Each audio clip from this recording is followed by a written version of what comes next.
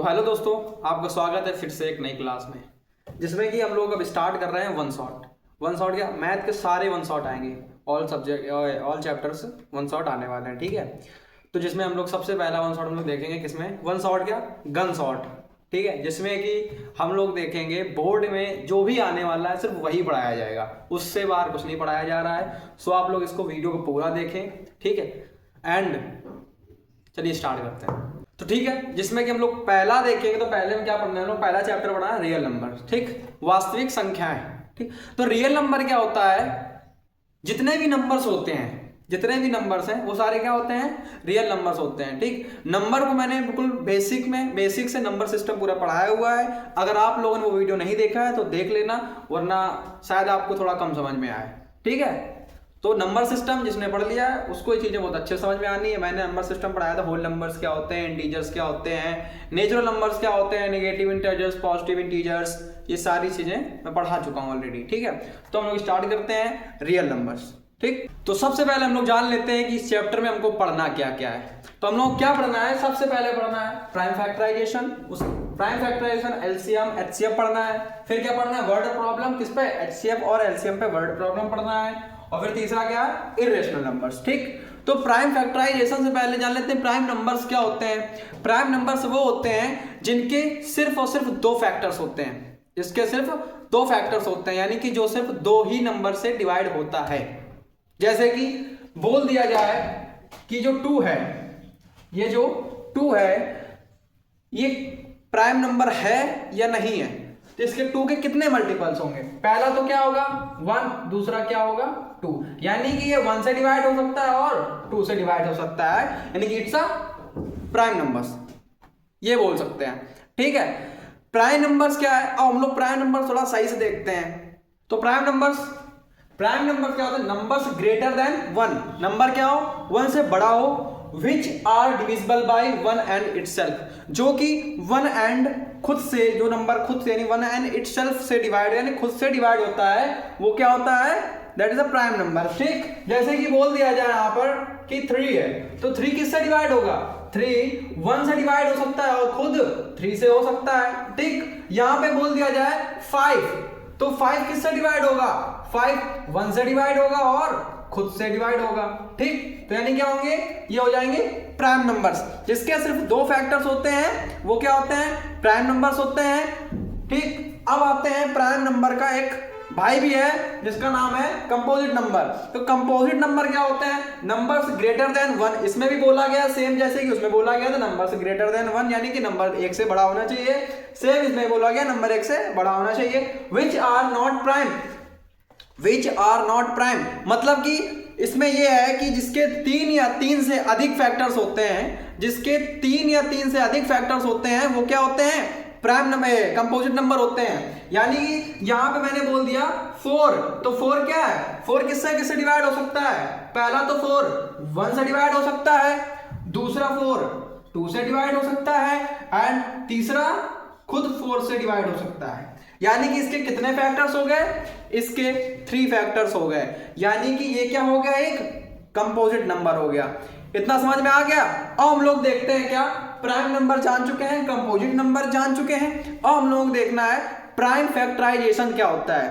Prime factorisation जानते हैं, ठीक है। तो प्राइम फैक्टराइजेशन क्या होता है, करके देख लेते हैं प्राइम फैक्टराइजेशन कैसे करते हैं, ठीक। जैसे कि यहां पे एक दे दिया जाए 22, इसका हम लोग क्या निकालना है, इसके फैक्टर्स निकालने हैं। तो 22 किससे हो जाएगा डिवाइड, पहले तो 2 से हो जाएगा, यानी 1 11, फिर क्या हुआ, फिर 11 से डिवाइड होगा, 11 से यानी 1।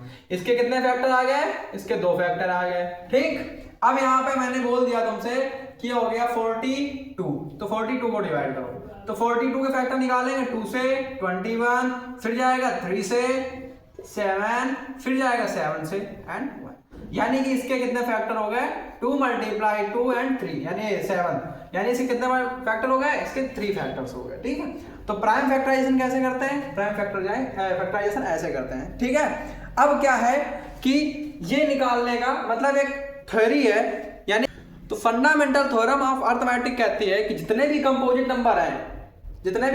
नंबर हैं उनका प्रोडक्ट ऑफ प्राइम लिख सकते हैं। जैसे कि ये क्या है, ये दोनों क्या है, प्राइम नंबर्स है, ये तीनों क्या है, प्राइम नंबर्स हैं, तीनों का अननोन क्या लिख दिया, इसका प्रोडक्ट लिख दिया। यानी कि फंडामेंटल थ्योरम कहता है कि जितने भी कंपोजिट नंबर्स हैं उनको उनका प्रोडक्ट ऑफ प्राइम लिख सकते हैं, अगर लोगों में लिख देता हूं तो फंडामेंटल थ्योरम ऑफ अरिथमेटिक कहती है कि सारे कंपोजिट नंबर को प्रोडक्ट ऑफ प्राइम लिख सकते हैं। ठीक है, इतना समझ में आ गया। मैंने ये थ्योरम लिख भी दी है एंड आप इसको देख सकते हैं। ठीक है, तो अब क्या करते हैं, अभी इसको एक और देख लेते हैं, इसका एक एग्जांपल देख लेते हैं। अगर हमने बोल दिया कि 1001 का प्रोडक्ट ऑफ प्राइम निकाल दो, यानी कि ये किससे डिवाइड हो सकता है, क्या ये 2 से डिवाइड हो सकता है, क्या ये 3 से डिवाइड हो सकता है। देखो 2 से डिवाइड होने के लिए क्या होना चाहिए, यूनिट डिजिट पे 0 2 4 6 8 होना चाहिए। अब 3 से डिवाइड होने के लिए क्या होना चाहिए कि सम ऑफ ऑल डिजिट 3 से डिविजिबल हो, तो वो है, नहीं है। 4 से भी नहीं होगा, 6 से भी नहीं होगा। क्या ये 7 से हो सकता है, 7 से कर देते हैं इसको, 7 से आराम से हो जाएगा। 7 1 टाइम गया, 2 आया, 3 आया, फिर 4 टाइम गया एंड 2 बचा, फिर 3 टाइम चला गया। ठीक है, यानी कि ये कितने टाइम चला गया, 143। क्या 143 किससे डिविजिबल होगा, सबसे पहले देखो ये हो जाएगा तुम्हारा 11 से डिविजिबल। 11 1 टाइम जाएगा, 3 एंड फिर 3 टाइम, अब किससे, ये 13 से 1। मतलब कि इसका प्रोडक्ट ऑफ प्राइम क्या आ गया, 7 11 और 13। ठीक, इतना समझ में आ गया। और हम लोग चलते हैं एलसीएम एंड एचसीएफ की तरफ। तो एलसीएम एंड एचसीएफ, तो एचसीएफ क्या होता है, एचसीएफ का फुल फॉर्म क्या होता है, हाईएस्ट कॉमन फैक्टर। मतलब कि सबसे बड़ा नंबर जो इन दोनों वैल्यू को क्या करते हैं, डिवाइड करते हैं। एचसीएफ का फुल फॉर्म क्या होता है, हाईएस्ट कॉमन फैक्टर। तो सबसे पहले इसको हम निकाल देते हैं, इसके फैक्टर निकालते हैं। तो 2 का फैक्टर 2 मल्टीप्लाई, ठीक, और 8 का 2 2 2। ठीक है, तो मेन क्या है, हाईएस्ट कॉमन फैक्टर, मतलब कि जो इसमें सबसे बड़ा कॉमन नंबर हो, सबसे बड़ा कॉमन फैक्टर हो, वो क्या होता है, एचसीएफ होता है। जिसमें सबसे बड़ा, देखो इसमें सबसे बड़ा कॉमन फैक्टर कौन मिल रहा है, तो क्या मिल रहा है, इसमें 2 मिल रहा है। यानी कि इसका एचसीएफ क्या हो गया, इसका एचसीएफ हो गया 2। ठीक, 6 और 8 का एचसीएफ क्या हो गया, 6 और 8 का एचसीएफ हो गया 2। तो अब हम लोग देखते हैं क्या, एलसीएम। एलसीएम का फुल फॉर्म क्या होता है, सबसे पहले को एलसीएम का फुल फॉर्म होता है लीस्ट कॉमन मल्टीपल। ठीक, मतलब कि अगर यहां पे आ जाए 6 और 8, इसमें लीस्ट कॉमन मल्टीपल, यानी कॉमन मल्टीपल का कॉमन निकालना है। ठीक है, 6 यानी कि 6 12, और उसके बाद हो जाएगा 18, देन 24 30 36 42, डेट चलता रहेगा। ठीक है, 8 का मेन बात, इसमें टेबल पढ़ना है। 8 का क्या, 8 16 24 32 40 एंड 48, डेट चलता रहेगा। ठीक, अब इसमें ये बताओ कि इसमें कॉमन क्या हो रहा है, यानी इसमें छोटा छोटा कॉमन देखना है। सबसे पहले 6 वाले में चलते हैं एंड 8 वाले में, यानी 6 वाले में क्या, 24 एंड इसमें 24, यानी कि इनका एलसीएम क्या हो गया, इनका एलसीएम आ गया क्या, इनका एलसीएम आ गया 24 क्या हो गया, एलसीएम हो गया। ठीक है, इतना समझ में आ गया। अब हम लोग चलते हैं कुछ क्वेश्चंस एंड एलसीएम बाय, यानी कि एलसीएम और एचसीएफ द्वारा जो प्राइम फैक्टराइजेशन हम लोग करेंगे उसको देख। तो ठीक है, क्या है इसमें HCF and LCM by prime factorisation, यानी कि एलसीएम और एचसीएफ द्वारा प्राइम फैक्टराइजेशन करना है। ठीक है, यानी कि इसमें मैंने दे दिया 2 नंबर्स, क्या दे दिया, 16 और 18। ठीक, अब इसके क्या है, इसके फैक्टर्स निकाल लेते हैं। 16 का 2 2 2 2, ठीक, यानी 2 2 जा 4, 2 जा 8, 2 जा 16। 8 का निकाल लेते हैं, 2 3 एंड 3, यानी कि इसको क्या कर लेते हैं, इसकी पावर लिख लेते हैं कि 2 की पावर क्या हो गई, 4 हो गई। ठीक है, एंड 3 की पावर क्या होगी, यहाँ पे 2 की पावर 1 है एंड 3 की पावर क्या है 2 है। ठीक, तो HCF क्या होता है, HCF। ठीक, तो HCF क्या है, इसमें HCF क्या होगा, कॉमन, यानी कि HCF का मतलब क्या होता है, सबसे बड़ा नंबर जो इन दोनों को डिवाइड करे। तो ऐसा क्या मिल रहा है कॉमन, देख लो, क्या इसमें 3 है, इसमें यहाँ 3 है, क्या इसमें 2 है, इसमें 2 है, हाँ तो इसमें क्या हो गया 2 क्या हो गया कॉमन, तो HCF इसका क्या आ गया 2। ठीक, HCF 2 हो गया। तो अब क्या है, अब LCM देखते हैं, LCM क्या होगा, LCM यानी कि सबसे बड़ी पावर, LCM में क्या देखते हैं हम लोग, सबसे बड़ी पावर देखते हैं। इसमें सबसे बड़ी पावर क्या है 2 है, यही 2 की पावर क्या है 4, इसमें 3 की पावर 2। ठीक, तो ये क्या हो गया, ये हो गया LCM। ऐसा ही हम लोग करते हैं LCM एंड HCF का प्राइम फैक्टराइजेशन, यानी कि जो प्राइम फैक्टराइजेशन LCM और HCF द्वारा किया जाता है तो वो इसी तरह से ही होता है।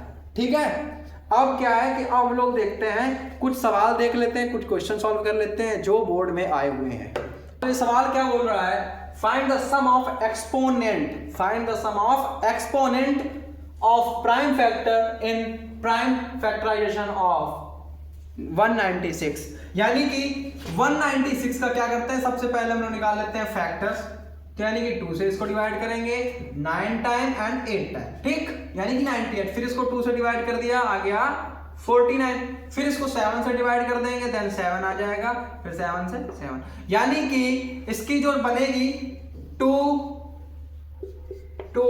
7 एंड 7, यानी कि 2 की पावर 2 मल्टीप्लाई 7 की पावर 2। इसमें क्या बोला गया है, फाइंड सम ऑफ एक्सपोनेंट। तो एक्सपोनेंट क्या होती है, जो पावर लगी होती है, जैसे कि यहाँ पे 3 की पावर 4 है, यानी कि इसकी एक्सपोनेंट क्या हो जाएगी, ये हो जाएगी 4। 4 क्या है, ये है एक्सपोनेंट, 4 है एक्सपोनेंट। ठीक है, यानी कि इसमें क्या निकालना था, sum of exponent, sum of exponent, इन दोनों का क्या कर देंगे सम, यानी कि 2 + 2 कर देंगे तो आंसर हमारा आ जाएगा 4, दैट इज द आंसर। ठीक, निकाल लिया। अब आगे चलते हैं, तो ये क्वेश्चन क्या बोल रहा है, एक्सप्लेन दैट डैश एंड ये क्या है कंपोजिट नंबर, यानी कि हम लोगों को प्रूव करना है क्या ये दोनों हैं जो कंपोजिट नंबर है या नहीं है। ठीक है, तो अब हम लोग देखते हैं, क्या एक ये नंबर लिखा हुआ है 7 × 11 × 13 प्लस का क्या है 13। ठीक है, तो अब इसको एक साइड करते हैं ताकि ये वाला भी उसमें हो पाए। ठीक है, तो इसको थोड़ा इधर लिखते हैं, क्या लिखा है 7 × 11 × 13 और फिर प्लस में क्या है 13 है। ठीक है, यानी कि अगर हम इसमें और इसमें क्या ले लें, 13 को कॉमन ले लेते हैं, तो अगर 13 को कॉमन लेते हैं तो क्या बनेगा 7 × 11 प्लस क्या है 1, प्लस में क्या चल रहा है 1 है। फिर अब इन दोनों का मल्टीप्लाई अगर कर देंगे, इन दोनों का अगर मल्टीप्लाई कर देंगे, इन दोनों का मल्टीप्लाई, तो 77 + 1 यानी कि 13 × 78। अब 13 का मल्टीप्लाई किसमें करना है 78 में करना है, तो 13 8 जा 104, 13 8 जा 104 बचा 10, फिर 13 7 जा 91 और 10 91 और 10 111 90 सॉरी 91 और 10 होगा 101, यानी कि 1014। तो इसके कितने फैक्टर्स होंगे, इसके 2 से ज्यादा फैक्टर्स होंगे, यानी इसके कितने फैक्टर्स बन सकते हैं, इसके मोर मतलब बहुत ज्यादा इसके मतलब फैक्टर्स बन सकते हैं ज्यादा, यानी कि ये क्या बन जाएगा, ये बनेगा it is composite number, it is composite number, यानी कि ये कंपोजिट नंबर है। तो अब किसको देख लेते हैं, फिर से इसको समझ लो, 7 × 11 × 13 प्लस में 13 था, हमने क्या किया इसमें 13 को कॉमन ले लिया तो ये बचा एंड 1 इस तरह प्लस में बच गया। 7 का मल्टीप्लाई 11 में किया तो 77 आया, प्लस का 1 हो गया। ठीक, 13 का 78 बना, 13 का 78 मल्टीप्लाई किया तो 1014 बना। तो 1014 हम लोग क्या करना है, ये वाला करना है। तो 7 multiply 6 multiply 5 multiply 4 multiply 3 multiply 2 multiply 1, फिर प्लस में चल रहा है 5। अब इसमें भी हम लोग सेम इसी तरह से 5 को ले लेंगे कॉमन। तो जब 5 को इधर कॉमन आ गया तो अंदर क्या बना, इनका मल्टीप्लाई बन जाएगा 42, यानी 7 का मल्टीप्लाई 6 से कर देंगे तो 42 हो जाएगा। एंड 3 का मल्टीप्लाई 4 का मल्टीप्लाई 3 से करेंगे तो 12 बन जाएगा। 12 में 2 से मल्टीप्लाई कर देंगे तो मल्टीप्लाई 24 बन जाएगा। एंड प्लस में क्या चल रहा है, इधर प्लस में 5 नहीं, प्लस में चल रहा है हमारा 1, क्योंकि 5 तो लोग कॉमन ले चुके हैं। अब क्या करेंगे, इन दोनों को जब मल्टीप्लाई किया हमने, यानी कि 42 और इन दोनों को जब मल्टीप्लाई किया तो क्या आएगा, मल्टीप्लाई करने पर 1008 बनेगा। कैसे कर लेते हैं, 24 के मल्टीप्लाई 2 में करेंगे तो 48 बनता है। 48 का हम लोगों ने 8 लिखा, यहाँ बचा हमारे पास 4। 24 का मल्टीप्लाई 4 में किया तो 96 बना। 96 में जब हम लोग 4 ऐड कर देंगे तो बन जाएगा 100, 1008 बन गया।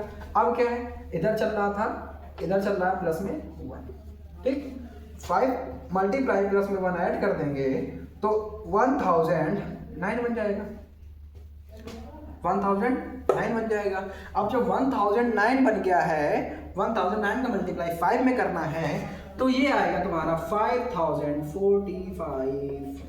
5045, यानी कि इसके भी क्या हो सकते हैं, फैक्टर्स मोर देन 3 हो सकते हैं, यानी कि इसमें 3 से ज़्यादा फैक्टर्स बन सकते हैं। तो ये भी क्या बनेगा, ये भी क्या है, it is a composite number, it is a composite number, ठीक है।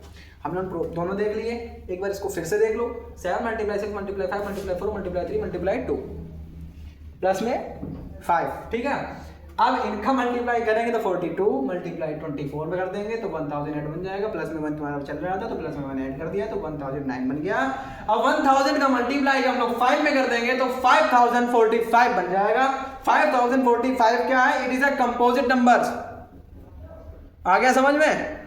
अगर समझ में आ गया तो प्लीज लाइक कर दे। हाँ, तो इस क्वेश्चन में क्या बोल रहा था, ratio of LCM and HCF of the least composite number and the least prime number. तो हम लोग जानते हैं इसमें क्या बोला गया है, तो छोटा से छोटा कंपोजिट नंबर एंड छोटा से छोटा प्राइम नंबर।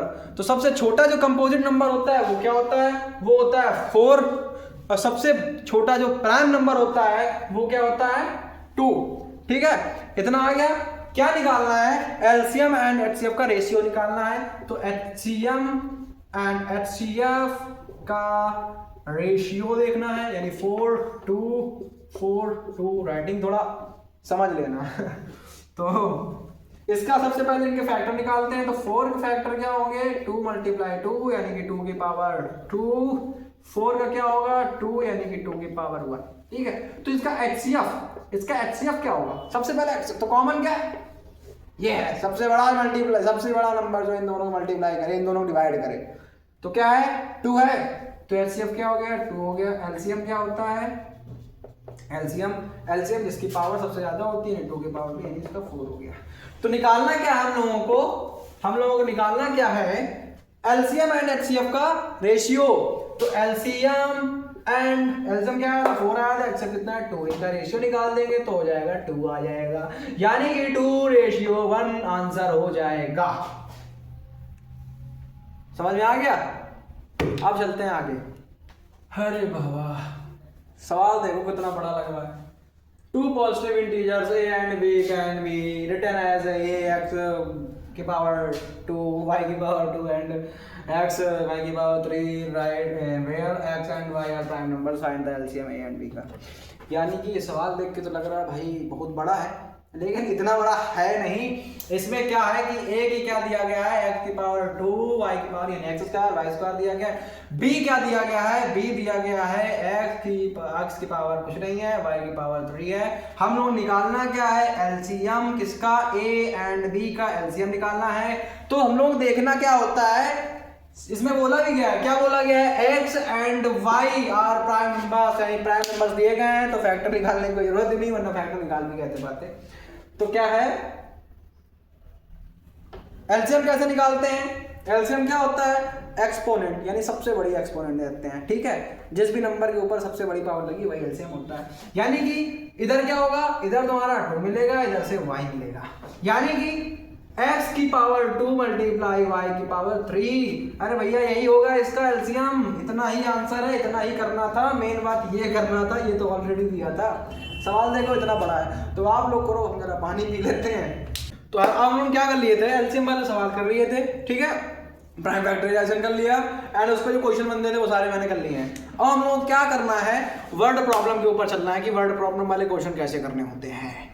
तो एक क्वेश्चन जो दिया गया है हमारा वो क्या है, 1 मॉर्निंग वॉक 3 पर्सन, यानी सुबह सुबह जो 3 आदमी जाते हैं step out together and there steps, यानी कि जब वो चलते हैं ऐसे ऐसे करके, जब वो चलते हैं तो उनका जो एक स्टेप होता है, यानी कि ये दो पैर हैं, इनका जो एक स्टेप होता है वो क्या है, पहले वाले 3 के हैं तो तीनों के अलग अलग है, क्या है, 30 सेंटीमीटर है एक का 36 सेंटीमीटर है, एक का 40 सेंटीमीटर है, ठीक है, तीनों के मतलब स्टेप मेजर किए, यानी कि जो पैर से एक पैर हम लोग ऐसे बढ़ाते हैं, यानी यहाँ से हम लोग एक पैर बढ़ाएंगे, उसका मेजर दिया गया है क्या, 30 centimetre and 36 centimetre and 40 centimetre.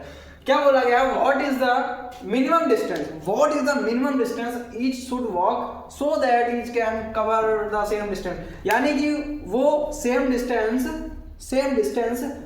कैसे, मतलब कितने स्टेप चलेंगे हम लोग सेम डिस्टेंस कवर करेंगे, ठीक है। तो जब क्या है कि वर्ड प्रॉब्लम के बाद, वर्ड प्रॉब्लम वाले क्वेश्चन सॉल्व करने के लिए हमारे पास क्या है, एक ट्रिक है जो कि हम लोग लिख लेते हैं, वो क्या है, तो वर्ड प्रॉब्लम के ऊपर ट्रिक क्या है, वर्ड प्रॉब्लम की ट्रिक है, जब गिवन से बड़ी वैल्यू निकालनी हो, जब गिवन से बड़ी वैल्यू निकालनी हो तो क्या करते हैं, एलसीएम करते हैं, लीस्ट कॉमन मल्टीपल निकालते हैं, यानी एलसीएम करते हैं उसका, ठीक। ऐसे ही जब गिवन से छोटी वैल्यू निकालनी हो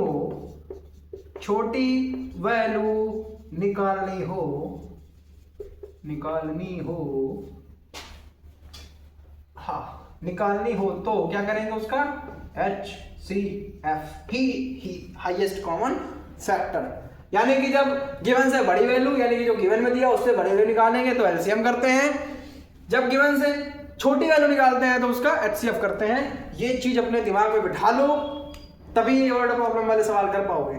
ये एक ट्रिक है जो मैंने बता दी एंड देखो। अब हम लोग क्या करते हैं कि हम ये वाला सवाल अब सॉल्व करते हैं।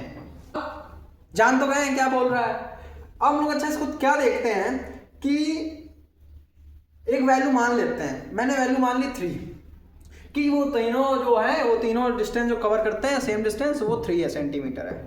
तो अब मुझे ये बताओ क्या वो 3 सेंटीमीटर कर सकते हैं क्या, जब उनका एक स्टेप यानी कि जो सबसे छोटा स्टेप है वो क्या है 30 सेंटीमीटर है, 30 सेंटीमीटर है, तो क्या वो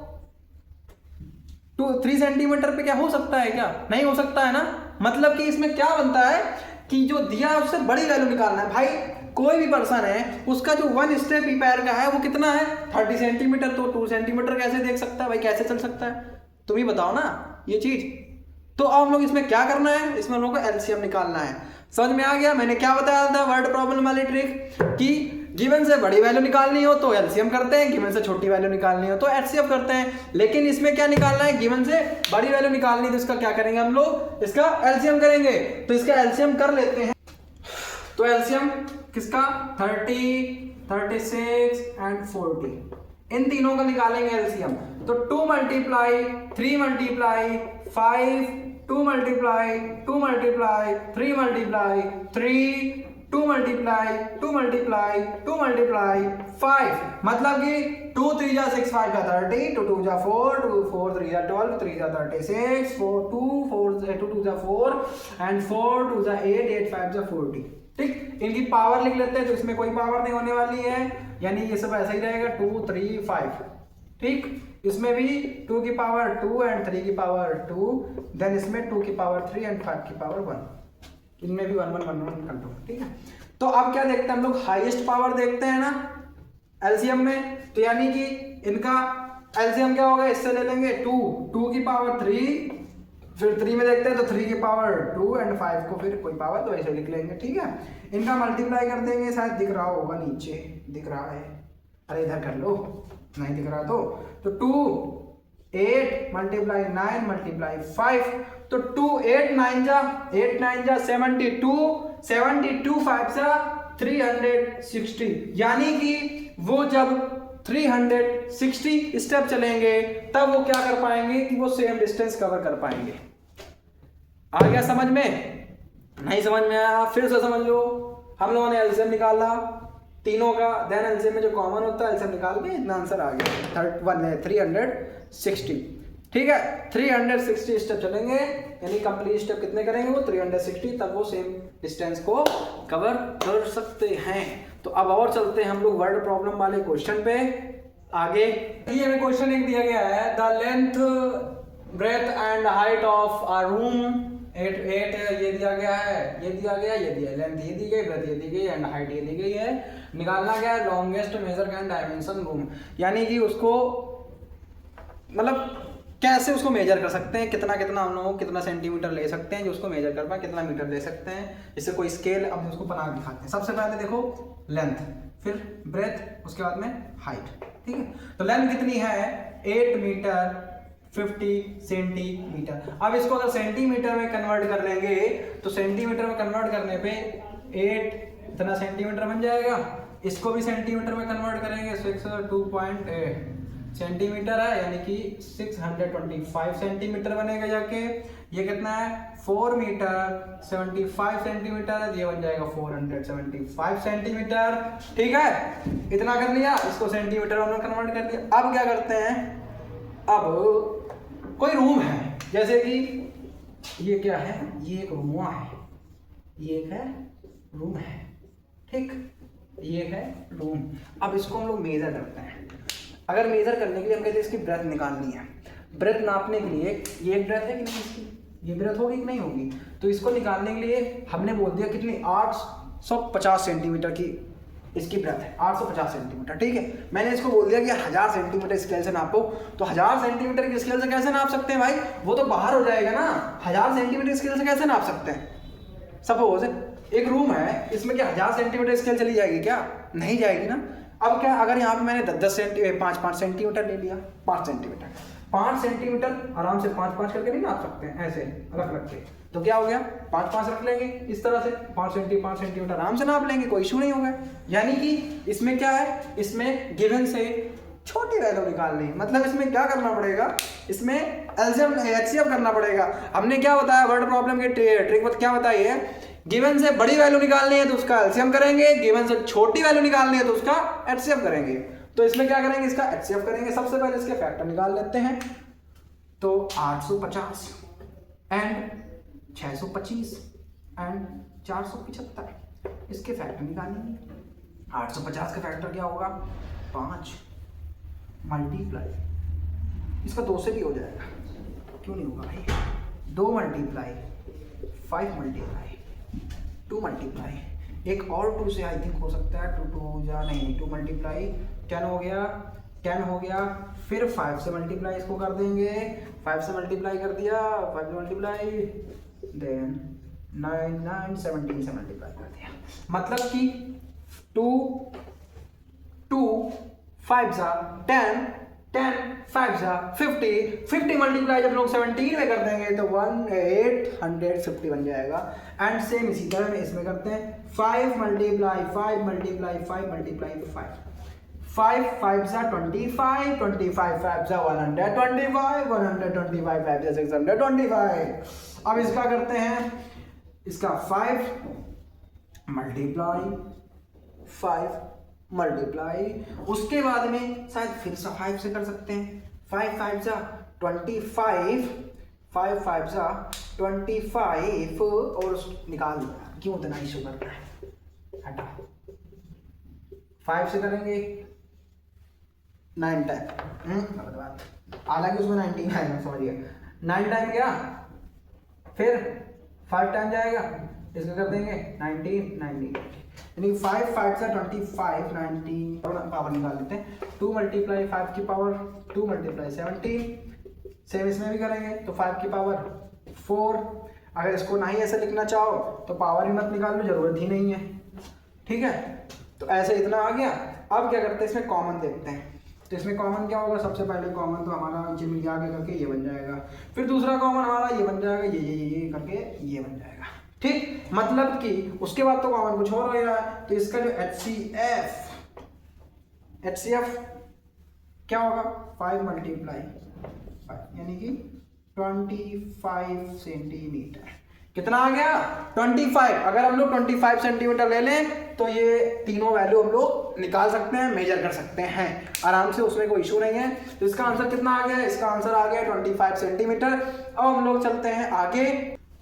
तो ये क्वेश्चन क्या दिया गया है, फाइंड इफ HCF ये एंड LCM ये, तो निकालना इसमें R की वैल्यू है। तो इसका एक फॉर्मूला होता है, अगर ऐसे क्वेश्चन आ जाए तो इसका एक फॉर्मूला क्या होता है, अगर दो वैल्यू दी गई हो A एंड B, अगर 2 नंबर्स दिए गए हैं तो इसको कैसे कर सकते हैं, HCF A and B multiply LCM A and B is equals to A and B का मल्टीप्लाई, ठीक है। तो ऐसे करना होता है। अगर ऐसे क्वेश्चन दिए हो तो इसका फॉर्मूला क्या होगा, इसका जो फॉर्मूला हो जाएगा, इसका फॉर्मूला ये होता है A एंड B। अगर दो वैल्यू दी गई हैं तो क्या करेंगे कि HCF × LCM is equals to A and B, ठीक। अब इसको हम लोग कर लेते हैं इसी फॉर्मूला के माध्यम से, इसी फॉर्मूला की सहायता से, इसी फॉर्मूला की हेल्प से हम लोग क्वेश्चन करते हैं कि HCF 4 is equals to, sorry multiply में LCM भी तो है, LCM 253,440 इज इक्वल्स टू क्या होता है, 253 मल्टीप्लाई, सेम इसी तरह से करते हैं। अच्छा, इन दोनों की वैल्यू क्या दी गई, इसकी वैल्यू दी गई तुम्हारी 11, इसकी वैल्यू तुम्हारी ये दी गई है।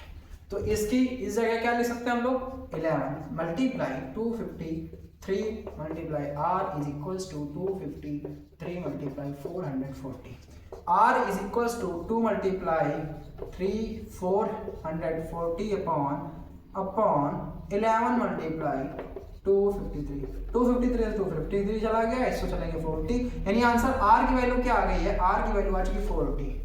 आ गया समझ में आप लोगों को, इतना नहीं समझ में आया है, यह फॉर्मूला दिया गया है A and B, HCF A and B multiply LCM A and B is equals to A multiply B।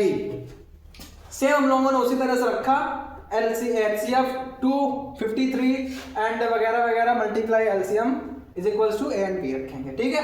Multiply किया एंड R को इनकी वैल्यू इस तरफ भेजी, ये मल्टीप्लाई में इस तरफ जाके डिवाइड में हो गए, R इज इक्वल्स टू, हमारा आंसर आ गया 40। अब हम लोग क्या देखते हैं, रेशनल एंड इर्रेशनल नंबर्स के बारे में जानते हैं। देखना हम लोगों को रेशनल एंड इर्रेशनल नंबर्स क्या होते हैं, ठीक। अब रेशनल नंबर्स क्या होते हैं, रेशनल नंबर क्या है कि PYQ के फॉर्म में लिखे हो, PYQ में ऐसे नंबर जिनको हम PYQ के फॉर्म में लिख सकते हैं, एंड डज नॉट, यार डज नॉट, वाओ ऐसे लिखो यार, does not have any common factor. मतलब कि जिन नंबर को हम PYQ के फॉर्म में लिख सकते हैं, जिन नंबर को हम PYQ के फॉर्म में लिख सकते हैं और उनके कोई भी कॉमन फैक्टर ना हो, जिन नंबर को हम PYQ के फॉर्म में लिख दें, यानी जिन नंबर को हम PYQ के फॉर्म में लिख दें और उनके कोई भी कॉमन फैक्टर्स ना हो, कोई भी कॉमन फैक्टर्स ना हो। फॉर एग्जाम्पल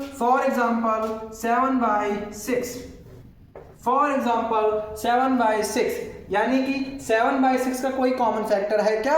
अगर इसी जगह लिखा होता 14/12 तो इसका एक कॉमन फैक्टर है। कैसे कि यहाँ पे कैसे ये 2 से डिवाइड हो जाएगा ना, तो 7/6 इसका तो था बट इसका नहीं है, तो ये क्या होंगे, एक रेशनल नंबर्स हो गया। रेशनल नंबर समझ में आ गया।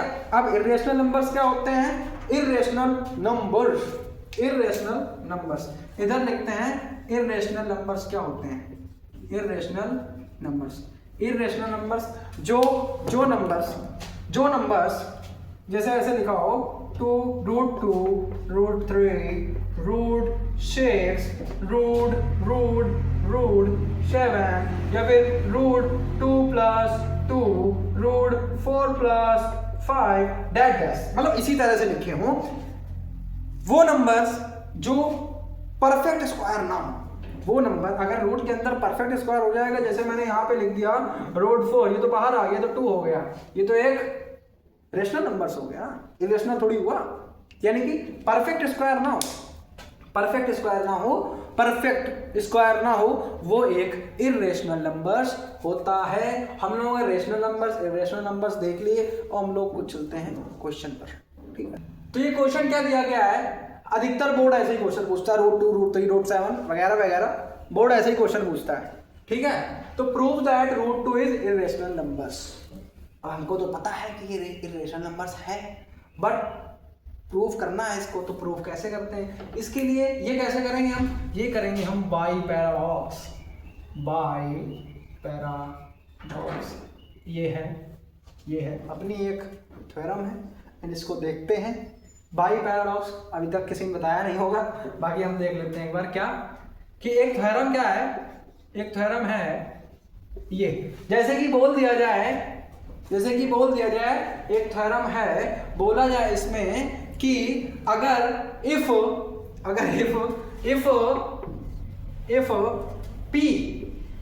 P यानी कोई मान लेते हैं P डिवाइड किसे कर रही है, a स्क्वायर को। अगर P a स्क्वायर को डिवाइड कर रही है तो क्या होगा, therefore P divide a also. इसका मतलब ये है अगर P a स्क्वायर को डिवाइड करेगी, अगर P a स्क्वायर को डिवाइड करेगी तो P a को भी डिवाइड करेगी। फॉर एग्जाम्पल अगर 8 स्क्वायर को 2 डिवाइड करता है, अगर 8 स्क्वायर को 2 डिवाइड करता है तो 8 को भी 2 डिवाइड करेगा। अगर 8 स्क्वायर को 2 डिवाइड करता है तो 8 को भी 2 डिवाइड करेगा। समझ में आ गया। अब हम लोगों को क्वेश्चन करना कैसे है कि हम लोग इसको मान लेते हैं, फालतू में कुछ भी मान लो, कुछ भी नहीं, रेशनल नंबर मान लेते हैं। Let √2 is rational numbers. अब मान लेते हैं, बाद में गलती भी मान लेंगे।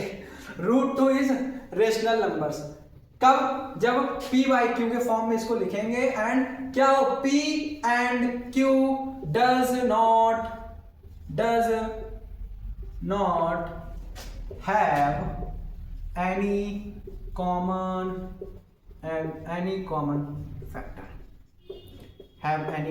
factor। तो क्या किया कि इसको √2 को p/q के फॉर्म में लिया। भाई रेशनल मांगा है तो p/q के फॉर्म में तो होगा। अब क्या करेंगे, इसको हटा देते हैं थोड़ा, क्योंकि अभी करेंगे क्वेश्चन तो ये डिस्टर्ब बहुत ज्यादा करेगा। बढ़िया भाई। तो अब क्या किया, स्क्वायरिंग बोथ साइड, दोनों साइड मैंने स्क्वायर कर दिया। 2 is equals to p square q square, यानी कि q square is equals to p square by, ये यार लिखने की बड़ी आदत मेरी खराब है, p square by q square, तो p square is equal to, ठीक। मतलब कि इसमें क्या है कि 2 डिवाइड्स p स्क्वायर, तो देयरफॉर 2 डिवाइड्स p ऑल्सो, यानी 2 अगर p स्क्वायर को डिवाइड कर रही है तो 2p को भी डिवाइड करेगी, मतलब सॉरी करेगा।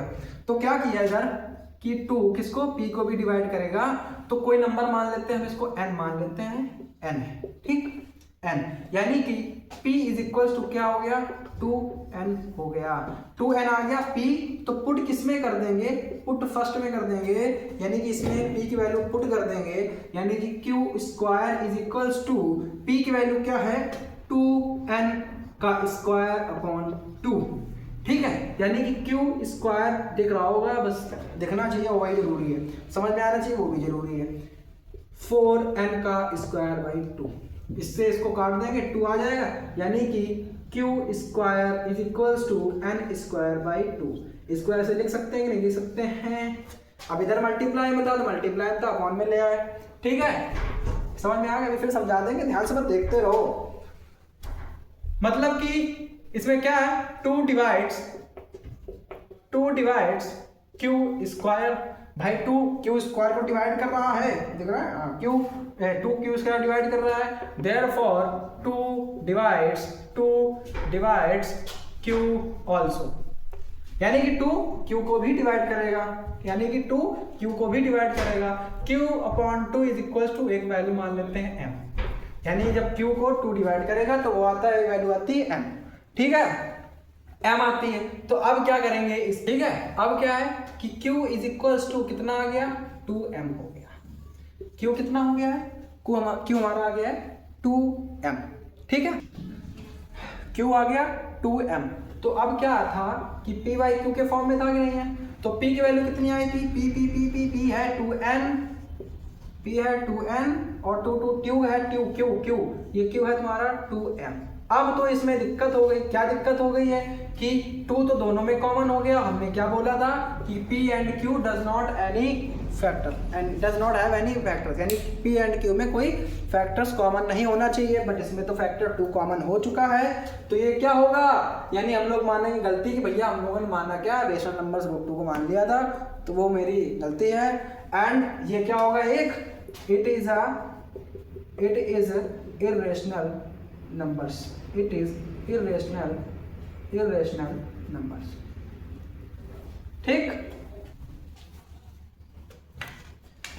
अब इसको एक बार फिर से समझ लेते हैं, क्या समझा हमने, अपनी पैराडॉक्स वाली लगाई थ्योरम, क्या पैराडॉक्स थ्योरम लगाई कि अगर 2 q स्क्वायर को डिवाइड करेगा, अगर 2 q स्क्वायर डिवाइड करेगा तो 2 q को भी डिवाइड करेगा, अगर कोई वैल्यू अगर उसके स्क्वायर को डिवाइड करती है तो यानी वो ऐसे भी डिवाइड करेगा, ठीक है, लेट माना, क्या माना, रूट 2 क्या मान लिया, रेशनल नंबर्स माना, हालांकि गलती भी मान लिया इन्होंने प्रूव करने के बाद, जिसमें कि p and q does not have any common factor, जिसमें कि p एंड q का कोई कॉमन फैक्टर नहीं होना चाहिए, दोनों बोथ साइड मैंने क्या किया, स्क्वायर किया एंड q की वैल्यू निकाल ली, यहाँ से मैंने यहाँ पे p की वैल्यू निकाल ली, तो इधर q की वैल्यू निकाल ली, दोनों की वैल्यू मैंने रख दी, तो इसमें कॉमन हो गया तुम्हारा 2 कॉमन आ गया, जब कॉमन आ गया तो मैंने सबसे पहले यही बताया गया कॉमन होगा तो ये रेशनल नंबर्स नहीं होगा, तो यानी ये रेशनल नंबर्स नहीं होगा, किसके द्वारा से हम लोग किया इसको प्रूफ, बाई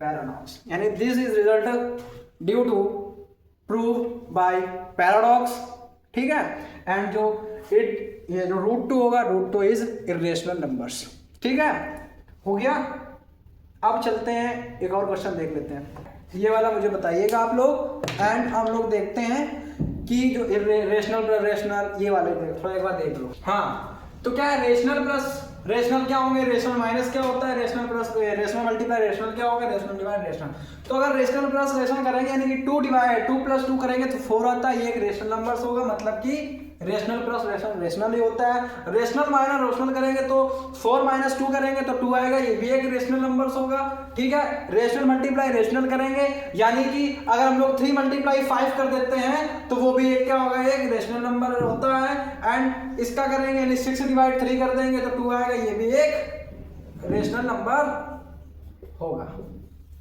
ठीक, अब इसमें क्या है, रेशनल पे इरेशनल, रूट 2 प्लस रूट 2 लेंगे तो रूट 2 प्लस रूट 2 ही आएगा, ये कोई बनेगा नहीं, यानी कि इसको हम लोग क्या लिख देंगे,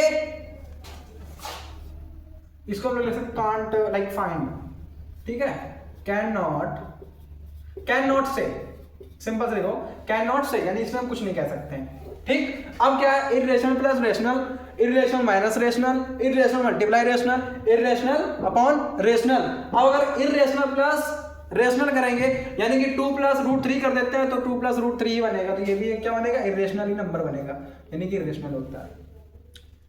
इरेशनल माइनस वही से सेम है, ये भी क्या बनेगा, इरेशनल ही बनेगा, ठीक है। इरेशनल मल्टीप्लाई इरेशनल करेंगे यानी कि 2 मल्टीप्लाई रूट 3 करेंगे तो 2 रूट 3 आएगा, ये भी एक इरेशनल नंबर से ही होगा, ठीक है। बट क्या ना यहाँ पे जीरो नहीं होना चाहिए। उसके बाद में अगर 3 रूट 3 बाई 2 करते हैं तो ये भी एक इरेशनल ही बनता है, बट इसमें क्या है कि r does not is equal to 0, यानी r 0 बराबर नहीं होना चाहिए। और हम लोगों ने क्या किया, ठीक है। अब एक क्वेश्चन इस तरह के जो क्वेश्चन बनते हैं सेम इसी तरह से किया जाता है, जैसे 2 रूट 2 कर दिया, इस तरह वाले क्वेश्चन आते हैं इसमें, ठीक है। तो ये लोग आप लोग आराम से कर लेंगे, नहीं आएगा तो बता दीजिएगा, कमेंट में बता देना, हम लोग उसको सॉल्व कर देंगे, ठीक है। तो आप लोगों को आशा करता हूँ कि जितना पढ़ाया गया वो समझ में आया होगा। देन अगर समझ में आया है तो वीडियो को लाइक करें, सब्सक्राइब करें, थैंक यू।